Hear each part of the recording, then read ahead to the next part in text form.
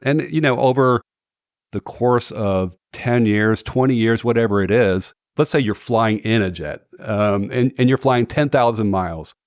A 1 degree change in your path every single day makes you thousands of miles away from where you would have otherwise been.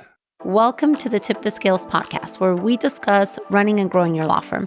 I'm your host, Maria Monroy, president and co-founder of LawRank.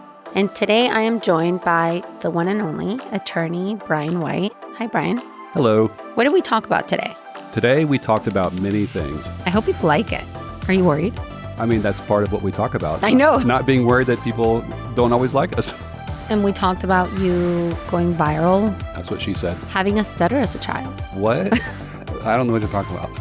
Marketing, billboards. We talked about fear. I hope you enjoy the episode. You? I really do. And actually, this is my first podcast, so... Really? Yeah. I'm flattered. Mm-hmm. Thank you. Of course. Brian White. Yes. Finally.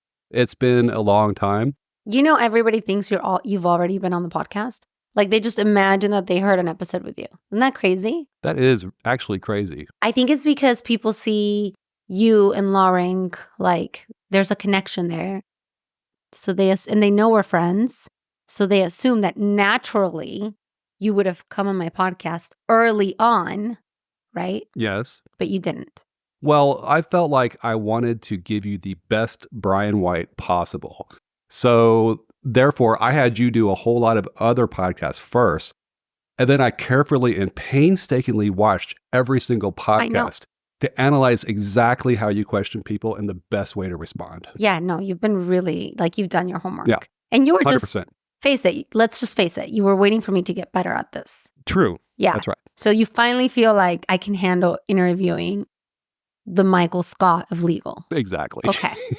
So do you think we could do this episode where you're just in character the whole time? Absolutely not. You had a TikTok video. Well, you've had a couple, but one in particular that... Yes. Well, it was actually an Instagram video. Okay, an Instagram video that went viral. Mm-hmm. Like, people were sending it to me left and right. Mm-hmm.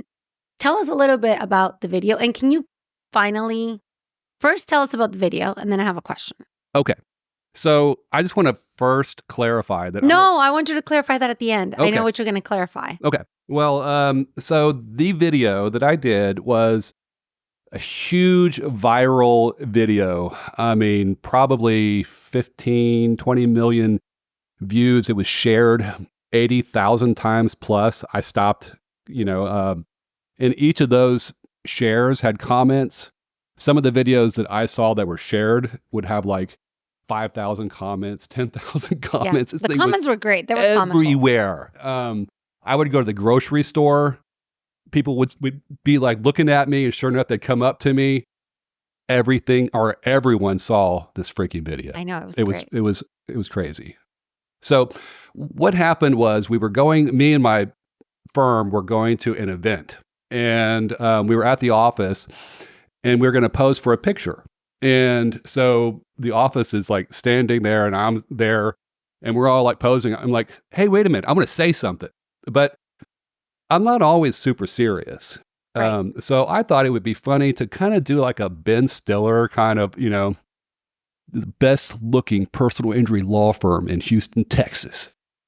And that's what happened. It was cut to some music that amplified it to like 12. And it was really the worst video ever. It was great. And then, it was actually really bad. But that's what made it so great, because then you cut into your employee, like your firm, walking, right? Yes. But I think what everybody wants to know, and like people have argued this with me. It was satirical. From the inception. Absolutely. And aren't a lot of your videos kind of just sarcastic, funny? Yeah, but it's like a test. So like if you're able to see, hey, this guy isn't really saying that he's the best looking personal injury lawyer in Houston, Texas, then you're average, like you get it. Average intelligence. Like you get it. But if you don't understand that, then maybe you're not average intelligence or something, or I don't know. You just don't know how it works. Or you're just looking at something to be angry about. Yeah, possibly that too. But any of those things, it puts eyeballs on to the video. So those comments, I mean, and they were bad. I mean, there was some. You at some point were responding, I think initially, and you responded so amazing. Oh, I was winning the comments. You were. Yeah. So. And people were even like commenting, like the way you respond is like amazing. Like 100%. Yeah. So yeah, for maybe a couple of weeks, I was winning that. But then what happened was, it got to be to where my staff was getting picked at too much. That's what I wanted to ask you. Like, how did your staff handle it? They understand. But so they didn't say anything to me about it, but I started feeling like, okay, the personal comments about my staff that they may see, even though I can respond to things and make, it still on balance was like, okay, I can't let this continue to go on, even though I was clearly winning like I was winning people over. So did you take it down? I put it in archive. So if you've already commented on it, I think the way it works is you can still see it, but I don't know how. But then you had other accounts sharing it. Oh yeah. It's probably still out there right now. Yeah. It was, I'm sure. I thought it was funny. I think a lot of your videos are funny. I didn't think anything of it except it was funny. Yeah. Well, okay. So I had a TikTok that, like one of the first ones that I had like 2.2 million views. And it was basically me being Michael Scott. I know. I love it. And, people even thought maybe that was real. They were like, but of course it's not real. I've seen the comments. People are like, is this really how he is? Is he really like that? But then they were like, and he's kind of hot. So I was like, I figured it out, And then we had another video where there was a woman who worked for me. She did a video. She was always trying to get her account to go, and it would never go anywhere. But then she was doing a video, and I walked through the back of it, and I see that she's doing it, and I walk up to the camera, and I do something, and then I walk off. 4.4 million views. That's crazy. 4.4 million views from that. I don't know why. I mean, you know what I'm saying? I don't know why. It's almost like you embrace your awkwardness and you amplify it. So like maybe it almost feels to me that I know you well, where you're like, instead of like being nervous that you might come across awkward, you lean into it. You're like, I'm just going to be really fucking awkward because it's funny and people like respond to it. 100%. Am I right? 100%. And that's 100% right. Yeah. Like I know you, so like I get your sense of humor and like I get that that's not really who you are, but I do think it's almost like a persona. Like if you've ever watched Bobby Altoff, is that her name? She interviews famous people, but she's like always in character. Mm-hmm. And her character's like very dry and sarcastic and like doesn't ever smile.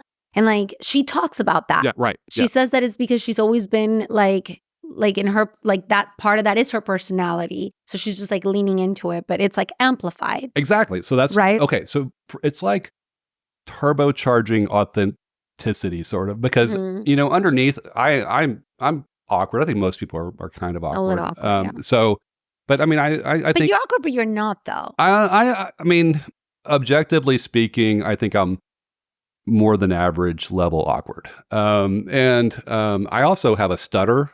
So no, you don't. Yes, I do. I've stuttered my whole life. I've never noticed. Well, that's because I'm good at hiding it. But like as a kid, I could barely complete a whole sentence. I couldn't say my name to people. What's your name? It'd be Brian. So I think so. But then I got to be good at like making fun of those things. Yeah. And then it's like you can't make fun of him because he's like more funny at it than even we are. So and then that was kind of a thing that took pressure off of me, which then I think allowed me to relax. And now I don't stutter as much anymore. But as far as the awkwardness goes, it also works in the courtroom because like a lot of lawyers you can tell are like trying to be someone else. Like they'll go, and they learn how to pick a jury from whoever, and they start acting like that person. And people can smell it and feel it in a second. Right. Because they're trying to figure out like who to bond with. So what I like to do in the very first 5 minutes is say, hey guys, I want to talk to you about something. And I'm pretty stressed out. I may have actually stuttered by that point. And I'll say, you know, I want to let you guys know something, and that is that I stutter. And it's going to happen, and it could happen at the wrong time. And it could make you think that I'm worried about the facts of my case or something about my client. But I'm telling you, I'm a stutterer. I've been a stutterer my whole life. And I want to know, is there anyone here that's going to hold it against me if I stutter? Hold up your hands. And I'll look, and no one holds up their hands. And I'll say, where were you guys in high school? And that's what happens. And everyone starts laughing. Everyone starts laughing. And I've got them. I love that so much. I've got them. The last one that I had, a lady who was in the front row was a speech therapist. Wow. Yeah. So I double had them. And so after the voir dire, I actually got an offer from opposing counsel for like way more money than we did pretrial, and was able to settle the case probably for more money than we would have gotten. That's amazing. I love that you're being vulnerable with the jury. Mhm. I think that that's really, it humanizes you and kind of removes that stigma of like the idea that people have of like lawyers, especially PI lawyers. But this leads me to my next point. I think a lot of people don't know that you're actually a legit board certified trial lawyer. Yep. Like you're not just a Billboard TikTok lawyer. No, I worked my way up, you know. In the state of Texas, only about 5% of attorneys have reached board certification. And it's because you have to do a lot of stuff that most people don't want to do. Right. And I always had like in my mind this plan. My plan was to be the number one person in my market. And I thought the first step of that would to become a really good lawyer, but to get board certified so that I could basically market that I know what I'm doing and have some kind of credibility behind that. Yeah, you did what I want every single one of my clients to do, because as you know, most of our clients are trial lawyers. Not all of them, but most of our PI clients are trial lawyers. And they don't want to go put their face in a billboard, right? No. So I don't know if you remember, like a couple years ago, after you had done SEO and you didn't hate us anymore because it was finally working, because I told you it would take time. And you called me one day and you're like, hey, should I go into Austin digitally or should I do billboards? Mm-hmm. And I said to you, do the billboards. Yeah. And you responded, but you're not going to make any more money if I do the billboards. And I said, Sure. It doesn't matter. I think you should solidify your market. Mm-hmm. Now, nobody listens to me. And I'm not saying that you just did this because you were listening to me. I listen to you. You do, but a lot of people don't listen to me. Okay. You fucking went and did it, and you got 83 billboards right off the bat. Do you remember how many it was? Oh, gosh. I think it might have been in the 70s, actually. It was high. It was a crazy amount that I ran for a while because I felt like if you just do a few, it's going to evaporate. Yep. But here, you know, obviously, billboards take years to work. Yep. So, you know, if you're not going to do it for years, don't even start, you know, because you're just going to evaporate your money for no freaking reason. So I went into it, you know, thinking that I was going to be, it was going to take a while, you know what I'm saying? Yeah. But I still thought, that's a slow death, you know, I might as well just, you know, go crazy on it. You did great. Within the first 3 weeks, I would say, my phone started ringing, you know, more and more. From the billboards. No, you know, because it's all a composite, you know, every kind of marketing. So, I mean, and, you know, I don't think it's just because I'm here on your podcast right now, but if you know, you can do all the billboards, radio, TV, anything you want, but if you don't have a good website, forget about it. So, you know, I had the foundation already there that we've been working on for years. And it's all about content, you know, I mean, and other things, I'm sure, but, you know, content takes a while. Yeah. You were getting frustrated with us at the end. Do you remember at Lanier you hid from me? Yes. I do remember that. So this is where I see the awkwardness. I didn't characterize it as hiding from you. I thought you were hiding. You know, I would say refusing to see you. Yeah. I would text Brian and be like, hey, where are you? I want to see you. And he would send me a picture of him holding his steering wheel in his car. He's like, I left. And like, he wouldn't see me because he was like about to cancel. And then like, you stuck it out Mhm. to the 2-year mark. And then that's when it really, everything took off. Because Houston is just like so competitive. Oh, it's And now so you hard. trust me. Yes. Now if I Yeah. tell you go do this, you go and you Well, do I it. trusted you. Did. It was just a very stressful process because it takes a long time. You And know, it's a I lot of mean, money. it's, but I've been doing it now for some time. So it seems now like it wasn't that long. You know what I'm saying? Right. But at that point, it was excruciating I know. because the amount of your budget that was going into one little thing was so much that you knew that if it didn't work, it was going to be, there was going to be some big problems. And you took a chance on us the week that COVID hit Yeah. and when we weren't a known quantity. Mm-hmm. Do you remember? 100%. We were like, and I'm never going to forget that we had dinner in Houston and you said to me, I think that if you keep doing sales for a lot, do you remember this? 100%. Yeah. What did you say? I said that if you keep doing what you're doing right now, you're going to be rich and you're going to have a private jet. No private jet yet. But I mean, I could tell, like, how you can tell in your gut That's when, funny. like, you feel the energy and, I didn't feel a sense of, necessarily that she wants to help me. I felt like you very much wanted to help yourself, which meant helping me. Right. You know That what I'm makes saying? sense. I like this girl turbo wants to make it. Turbo, and I thought I'm going to grab onto this. I love that because I don't think I've ever told you that. But back then, it was like very early on in me working full time at LawRank, right? Like nobody knew who I was. Nobody knew the brand. And I hold on to that thing that you said for so long.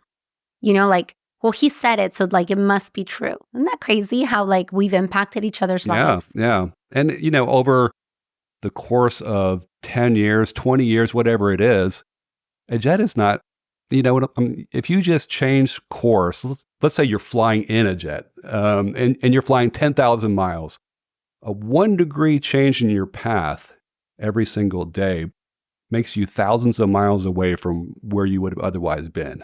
So Oh, absolutely. hopefully that little thought implanted, something that I can take credit for. No, absolutely. Again, like I carried it with me because for so long it was like such a grind. And I just remember being like he must have seen something in me that I'm not seeing yet, And then I think we did that for each other, Mhm. right? Because it was like, no, like I you're saw gonna ambition. I saw like energy. I saw ambition. Um, you know, you were so confident, in what you could do that the amount of just almost humiliation that would come upon you if it didn't work out. right. I still feel that way. I knew like that would be so bad on you, like your fear of not doing what you said Yeah. was going to be like powerful. It's funny because I've been in sales my whole life, but one thing that I've learned is that I can't sell something I don't believe in. So like early on when we were like in what I would call like proof of concept, right? Like 10 years ago when Marana was just starting to do this for a couple of clients, I would really struggle trying to sell it because I'm like, I don't know enough about it. I'm not like fully convinced. Like I was like, I just need more. By the time I came on, we had never not ranked a project. And like we were really hungry and driven. We still are. But it was like early on where like I was still like not confident maybe in my ability to convey. Because I don't know if it was necessarily something I said. Like you said, it was your gut. Mhm. And like for me, it's also very much, I use my gut a lot too. Like, do I like someone? Do I not? Do I trust them? Right.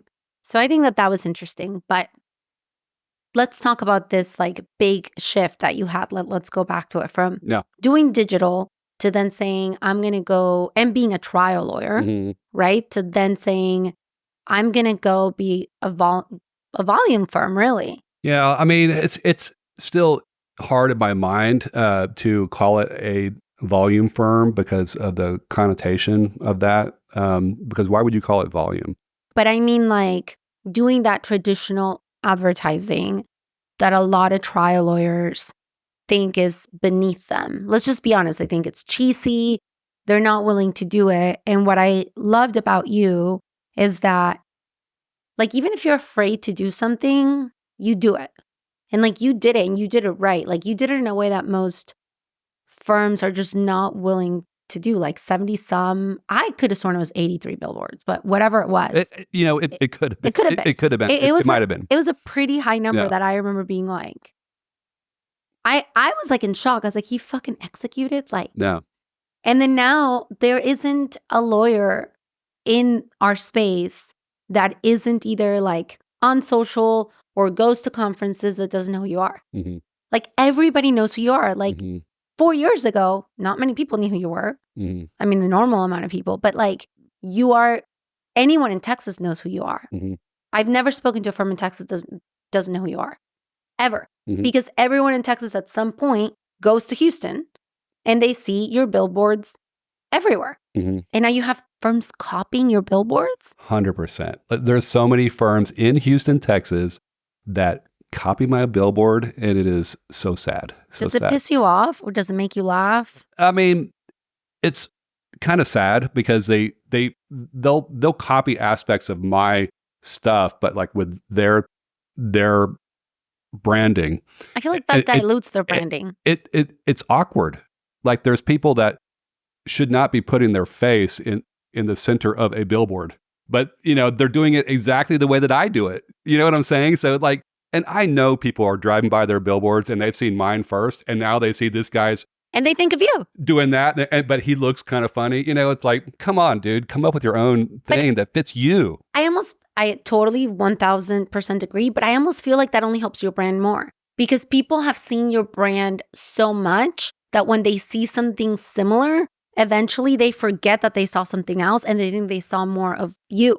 Possibly. I mean, when it comes down, like, my billboards right now have a yellow background because it screams, So if you do all of the aspects plus also put the same yellow on your billboard, everything is basically the same except for your name. I don't think that really helps. I think that hurts me because, really? Yeah, because it's like, I don't think so. Well, I think you're biased because you pay attention to billboards more than I do. So I think for the average person out there, they're probably not really paying attention that much. That's what I mean. They probably just see the yellow and they think of you. Yeah. I mean, I do have more. So perhaps they'll, Like, I think that combined with like your social, and I know you don't have like a crazy following, but like you get cases from social. I do. Which is kind of nuts. I mean, I have for years gotten really good cases off my social. I have resolved a case for 8 figures that I got from my social media. Think about that. That's crazy. Not 7 figures. I remember you telling me that. So, and I don't know how many commercial cases I've gotten because for some reason, when they see you on that, they think they know you. Oh, 1,000%. And they like you and they trust you. Yeah. And that's how you get the best cases. I agree. And I think your social media is really good because it's funny. Like, people want to be entertained. It's unique. It's like not like every other lawyer Instagram. And like, you've stuck it out.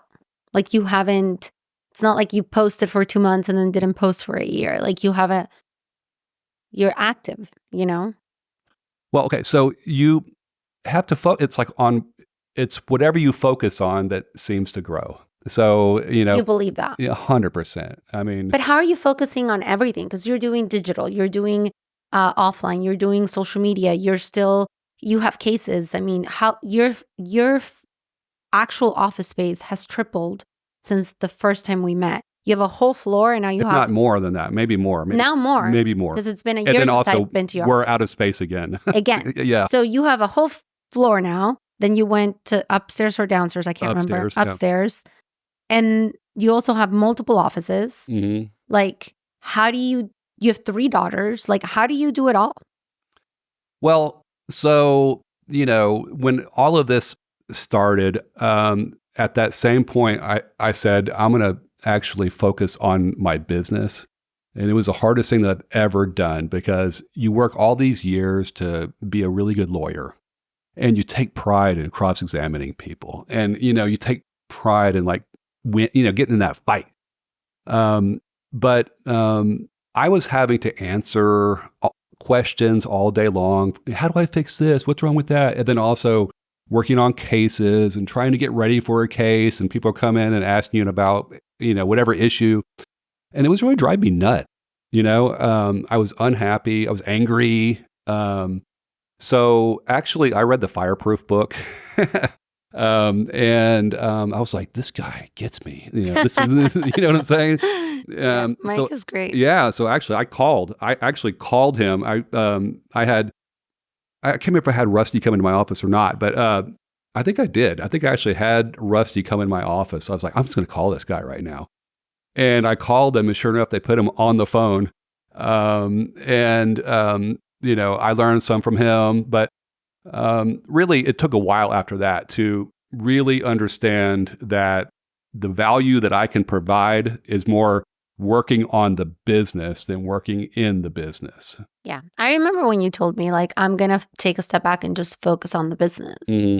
And I've seen a couple of lawyers do that. I think the best law firms have somebody that is only dealing with the business side of things.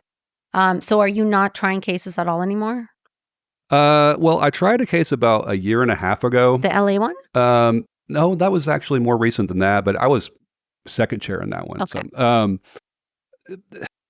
but that's still, a lot of lawyers who say that they're trial lawyers, if, you would ask them and if they honestly answer and they said a year and a half ago, they'd be like, I just tried a case a year and a half ago.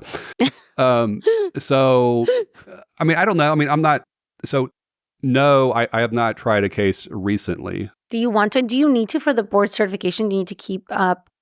Do you need to have? No. Like once you're in, you're in? You just have to focus a certain percentage of your activities toward the area.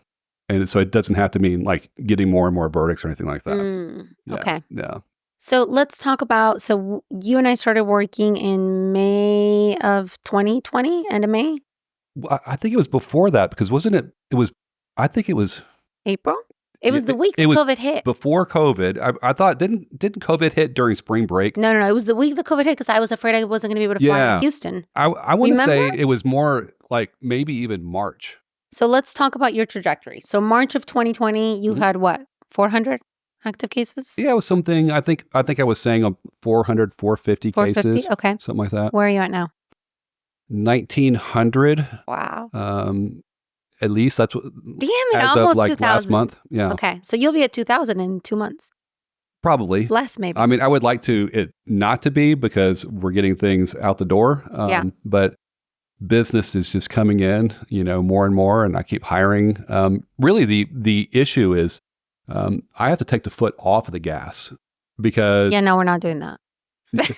Well, but we got to, maintain quality. No, I know. And get people the most amount of money, and it's really not about maximizing the amount of money that you make per hour. It's about like getting the best result for your client. And I know it sounds cheesy and everything, but trust me, there's always people that just want to make the most amount of money possible per hour. No. I know that you care about your clients because we've had some conversations about specific cases that I know, like I've been able to tell that you actually do care. I know everybody says that they care. I don't believe everybody. I know that you truly, truly actually do care about the client. And I've seen you in action with clients. But what I guess what I'm trying to understand is, okay, so March of 2020, you start digital. And at that point, we were just talking purely organic and local SEO. Okay. Then what came next? Social media? Well, okay. So I had done some very goofy commercials before that. And when I say very goofy, you can imagine. Can we get them? I don't know where they are. I think they're gone. They're gone. You'll never see those. You wiped them from the internet? Did you have Mariana wipe them? Let's hope. Oh, we it's can like find them. This whole thing about like Clark Kent and me being Superman. Oh, I love and like, that. And it's like a newspaper with me on it, and like is that like your other? Is that another alternate personality of yours? Well, it used to be like, but now I'm, let's just face it, too old to be Clark Kent anymore. I could be like Clark Kent's dad or something now, or something like that. But how old are you? 50? 51. 51. Mhm. Okay. You look great though. Thank you. So do you. Thank you. I'm not 51. Well. Okay.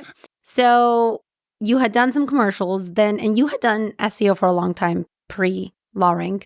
And then you start working with us. Then what came next? Social media? Well, okay. So yeah, I hired in-house social media manager. Do you think that social media should be done in-house? Actually, yes. Thank you. I mean, listen, every time that I hire a agency to do creative work, it's a disaster. I mean, I don't think that you should ever hire an agency like that to do that kind of creative work. I don't think anyone's cracked the code. If we could crack the code, we would be offering this, because people ask us all the time. And I'm like, I just think it's so, I think people really need to spend time at your firm to really understand like the lawyer's personality, what they're comfortable with, how they want to kind of play around with it, right? Like Jen Gore, she does it in-house. Like anybody that has a really successful social media campaign, unfortunately, I do think that it's in-house until somebody can crack it. I'll let you guys know if we ever crack it. Yeah, let me know too. Not that we're trying, but yeah, let me know. People ask us all the time, and I'm like, I don't feel comfortable committing to that, because I also think like it requires so many edits, because like you might send me a video and I'm like, I love it, because like you'll send me random videos, right? And I'm like, I love it. And you're like, no, I don't like this. I'm going to try this. And I'm like, no, I think it's great. Post it. And I experience that, right? Where I do a video and I don't like it, and my whole team is like, no, we'd love it. And I'm like, nope. And like, you just don't feel comfortable posting it, Yeah. So I think it's tough to bring on an outside agency. But okay, SEO, then what happened? You hired a in-house social media. Yes. And so really what it was, so I was still probably the creative person, but really I would say that she was my number one fan.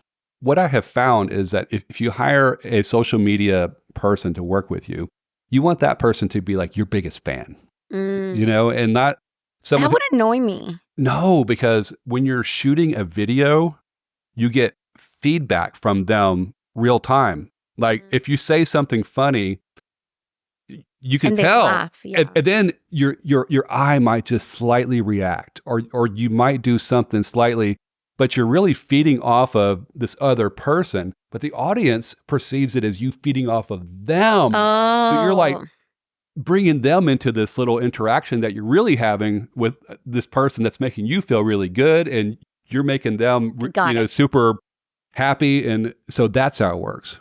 Got it. And I think that's how you make really good content, by the way.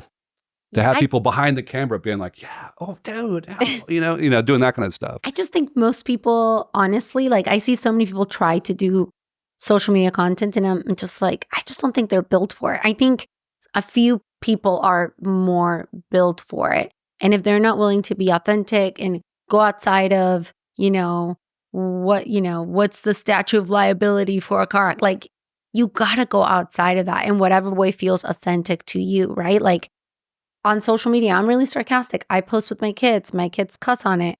I post how difficult it is to parent some of my kids. Like, I just keep it real. It's what's authentic to me, right? Mm-hmm. Like, I think if people can't do that, I don't think that they should be doing social media, right? Okay. I mean, I think they can still do that though. I mean, even if you're kind of like the grumpy, but person. Then that should be the personality. Exactly. You're like, I'm the grumpy guy. I think it's when people try to be really almost like what they think they need to be, and it's almost like too vanilla, because they 100%. Think they have to think within these like confines of like, this is the box, and like now I got to fit into the box, right? Yeah. Or that's when you see people like sitting there like doing these really weird, like awkward, kind of videos, because they aren't being themselves. The statute of limitations for a car wreck is 2 years in the state of Texas. Otherwise, if you have but they're trying to be this person that they're not. Yeah. And it comes across boring. It's so boring. I think because you're trying to figure out like, what's this person really like? That's what you're really doing. You're not really listening to what they're saying. You're saying, do I like this person, and do I trust them? Which is huge. And people can pick up on if you're being fake, because if you're fake and you're talking about content or talking about something on which you're saying that you're an authority, that means being a hack. So you have to be authentic when you're talking about anything that you say that you're an authority about. Even if it makes you act in a way that you don't want to per se, it still hits better.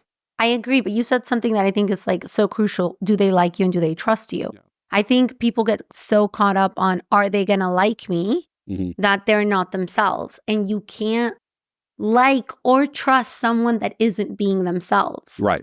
And I think what's really important is not everyone is going to like you. Like, a lot of people don't like me. Who are those people? Who cares? Like total just enough people bad like me. taste. Bad taste. Totally. Yeah. Horrible taste. But I'm okay with that. And I think it's like coming But that's to terms. what makes you kind of likable, because you do have a strong personality. I do.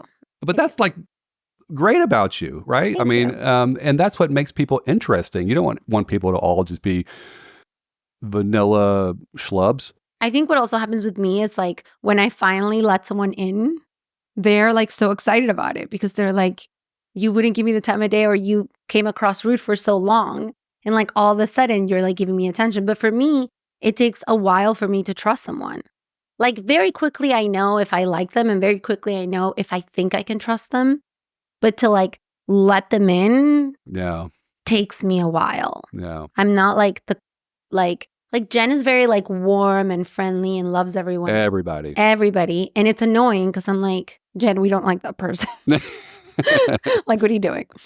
And I think you're similar to me in that regard. Like you're selective. Okay. So, people perceive me sometimes as being rude. But it's not. I am not. I don't think you're rude. I am not intentionally being rude. A lot of times I am just, my thoughts are on something else. And are you OCD? I don't know exactly what I am. But like I have a stutter. I have things, you know what I'm saying? We all have things. So it's not about, that person. And a lot of times people take it personally, Yeah, well, like, people think I'm rude too. I asked you yesterday, am I rude? And you said, I don't think you're rude. I'm like, a lot of people. Well, I was kind of lying a little bit. Sometimes you can be rude. What? But and now you tell me on air. I know, but is it like when I'm like jokingly rude, or when I'm like, I don't know you and I just come across rude? Because I think for me, it's like, I know this is like hard for people to like process, but I think for me, there's almost some like social awkwardness, social anxiety as well. And people think that because I am so maybe confident or outspoken, that doesn't exist. But to me, it's also like I get really overwhelmed at these events because after a while, right, after 4 or 5 hours, it's like there's like a bit of social anxiety where I'm just like, I don't know that I don't have like the energy to do this anymore, right? So I think sometimes I come across rude because I just want to retreat. Like I just want to like come upstairs and like recharge your batteries. And I'm getting better at doing that. But for a long time, I felt like I had to be go, go, go. So then I think when like I didn't know someone, I just like didn't really want to start a conversation, especially a conversation about the weather. Where do you live? Small talk is the worst. I just, me, like, I don't want to talk about small talk. Let's talk about your issues. Like you stuttered as a child. Let's talk about that. Right. But I don't want to talk about if I like Miami or not. Like if I didn't like it, I wouldn't be there. Right. Well, I think I've asked you that because I'm interested in like if I would like it. But that's different. I'm like, maybe I should get a place there or something like that. You should. But I think that's different when I've moved so much that you're like, hey, how are you liking Miami? Versus like, how's the weather? Oh, like, I don't know how to explain it. It's like, there is like a more meaningful conversation about Miami and a less meaningful. Yeah.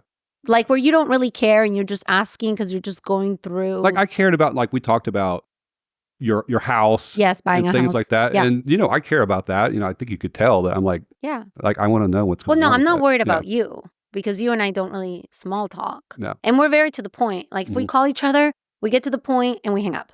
Like we're very like. Oh, yes. Like we're just like boom, boom, Can boom. we text only, please? Yeah. I mean, you call me too, so. Sometimes. We can make a pact to never call you. Ooh, I like that. I wanted to bring up something like that's related to what you were just talking about. Yeah.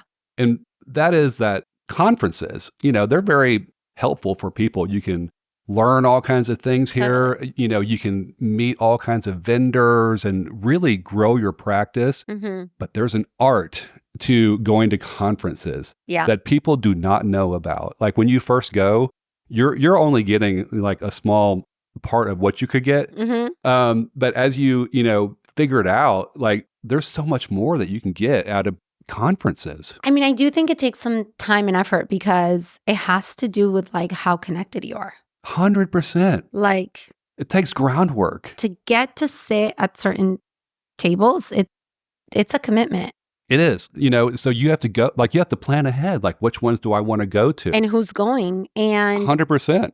I think it goes back to like why I hate small talk. I don't think you're ever going to build a meaningful connection with someone if you're small talking, Mm-hmm. right? Right. Like all of my like meaningful friendships in the space is because we never really small talk. Mm-hmm. Like we just didn't. Because you go to a conference with a plan. Yeah. You know, that's the way to do it, is go with a plan. Because why are you going? Like what do you want to get out of this? Totally. And then go and do that, but don't just waste your time. Do people come up to you, like random people? Yes. How does that make you feel? I have a lot of people who come up and say, "Hi, Brian." And I don't know sometimes if it's because they've heard my name or they've seen something or if we've actually met before. Yeah. So I'm still working on that. I don't know how to address it. It's nice to see you. Yeah, well, no, that's what I do. I'm like, Okay. "Oh, hey," you know, but you know, if there was some perfect way to handle that, I wish I knew. Oh, I'm the worst person to ask Yeah. about this. Yeah. I just have been sticking it out with nice to see you because I forget people. Again, if we didn't have a meaningful conversation, I see hundreds of people at these conferences, like chances are I'm not going to see you. Like I'm not going to remember you if it wasn't meaningful. But okay, going back to, so you hired an in-house person for social media.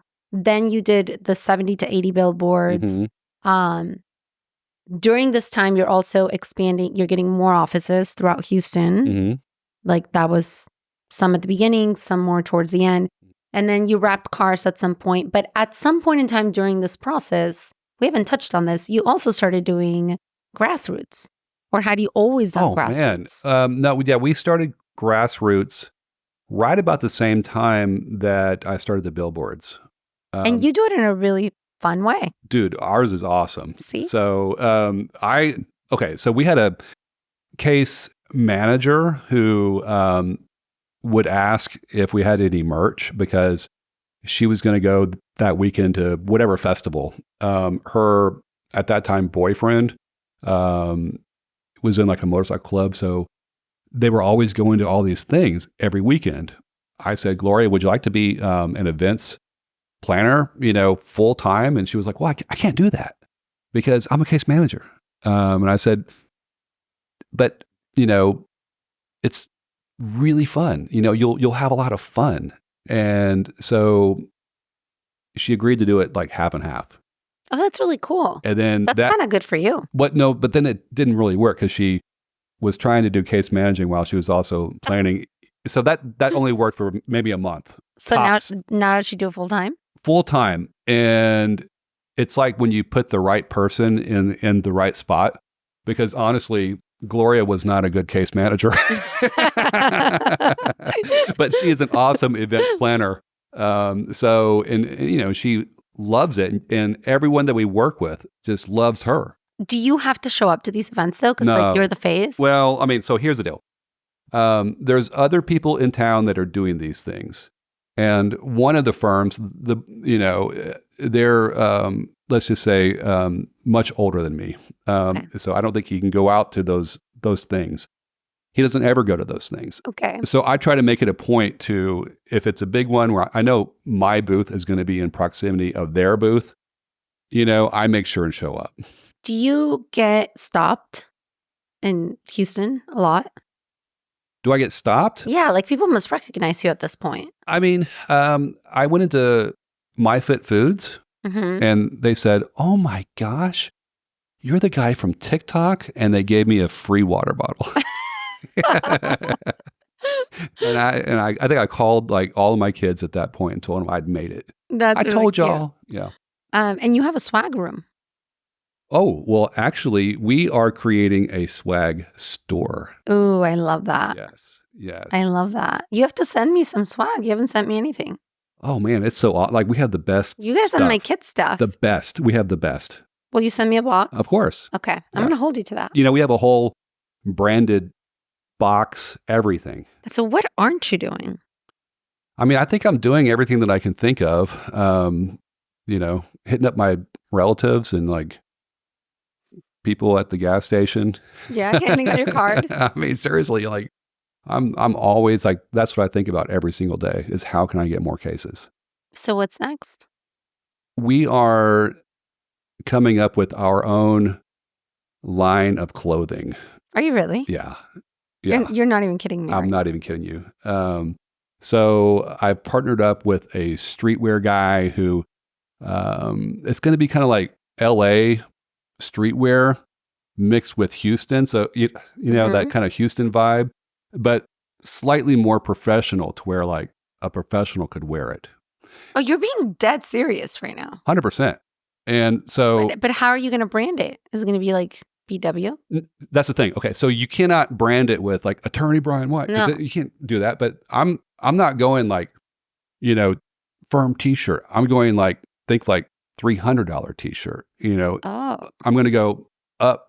So we are branding it in a way that it's tangential to my law firm. In other words, you can see it. You would never know this is a firm or connected.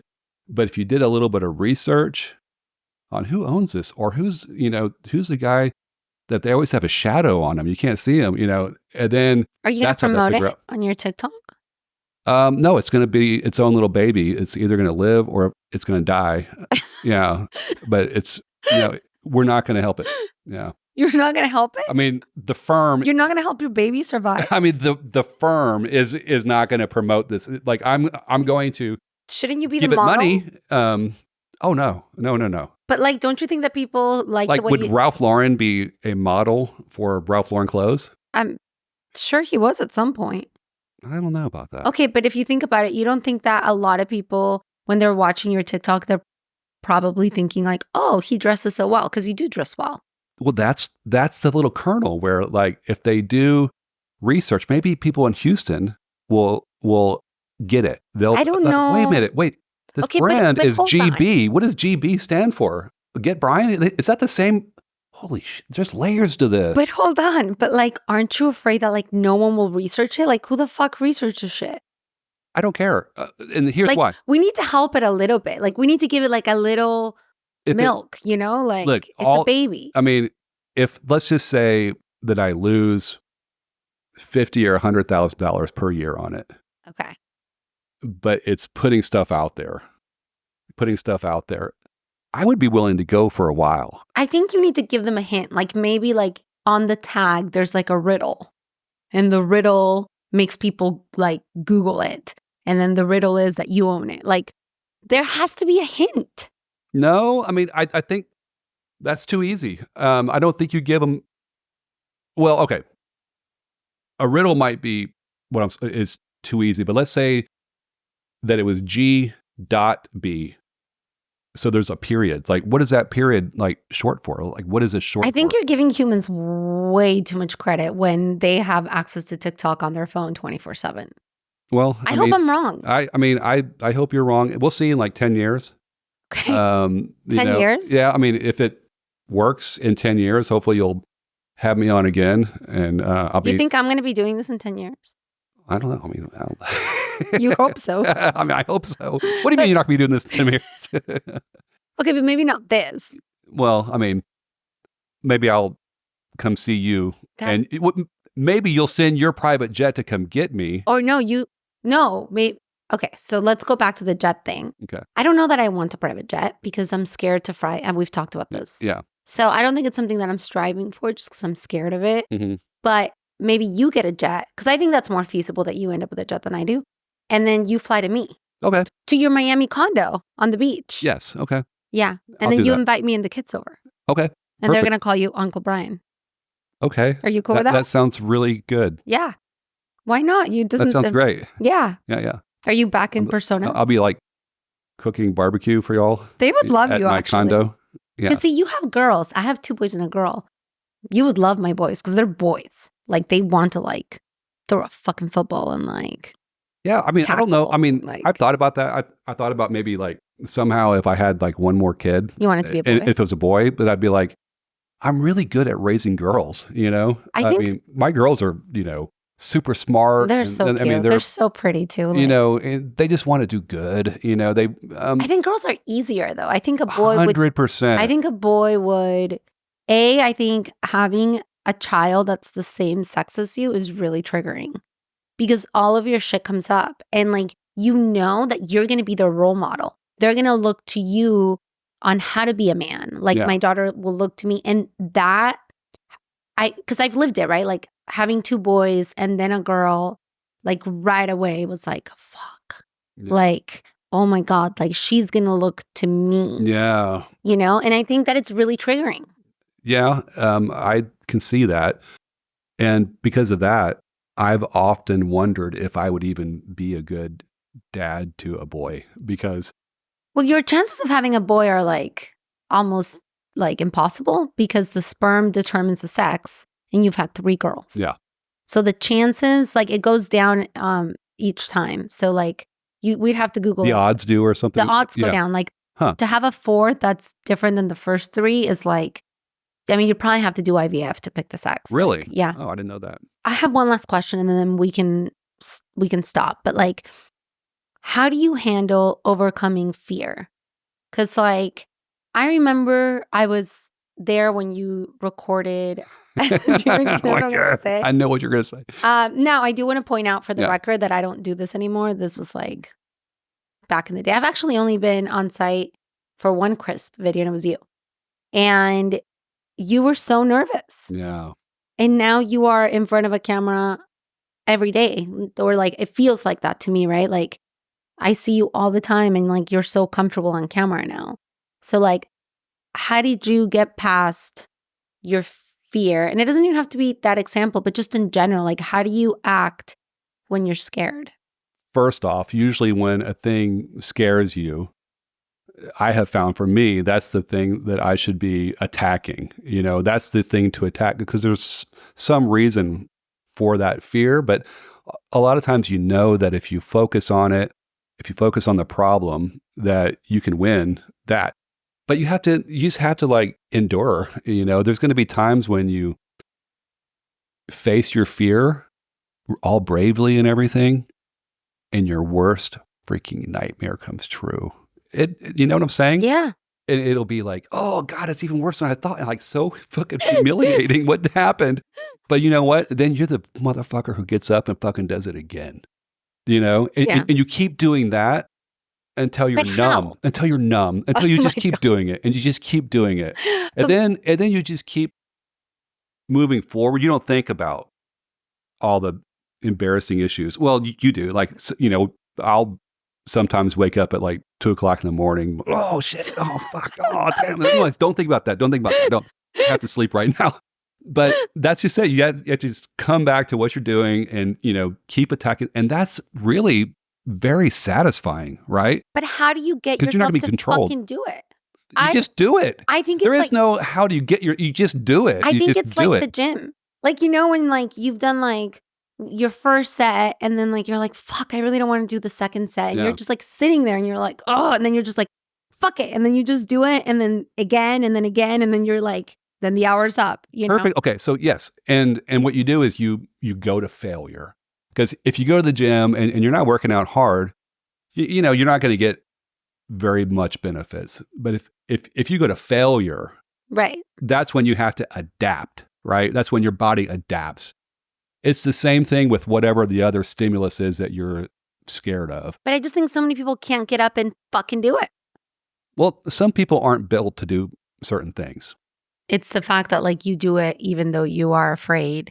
So I was in law school and there was a professor for the legal writing course, which is like if you're going to be a professor and then you're like the legal writing professor. It's kind of like you're the low guy on the whole list, let's say. And so he was kind of grumpy. And You're kind of grumpy. yeah. But I remember this guy. There was some, I don't remember what it was about, but he was criticizing some of the students who were not very good at public speaking, like because you have to present, like you get called on, and you have to give the facts of the case and analyze it, and you do that in front of the class. And so not everyone's good at that. I was pretty bad at it because it's like high stress, right? But this professor, he was like, I don't know, like, why would you go to law school if you're not good at doing that? He said that to you? To the whole class. He was like, I don't understand, like, these students that come here and like they're afraid of like public speaking. But I a don't lot understand. of lawyers don't if you're like a contracts lawyer, like you're not fucking public speaking. Yeah, well, but I remember thinking at that point, like, he was an obviously unhappy person. Totally. Overweight, he just did not look healthy at all. He was grumpy. And I remember thinking, like, I'm going to be the winner here because I am a person who is very afraid of it, but I'm going to overcome that. I'm not going to let some, professor say that because I'm afraid of it, I shouldn't even be here. I love that. I just don't think everyone's built that way. And I don't think that he should be or should have been a professor. Like, that's kind of fucked up. Yeah, it was. All right. Well, thank you for joining me. Thank you for having me. Thank you so much to Brian White for everything he shared with us today. If you found this story valuable, please share it with someone you want to see succeed. Subscribe so you never miss an episode and leave a 5-star review. It goes a long way to help others discover the show.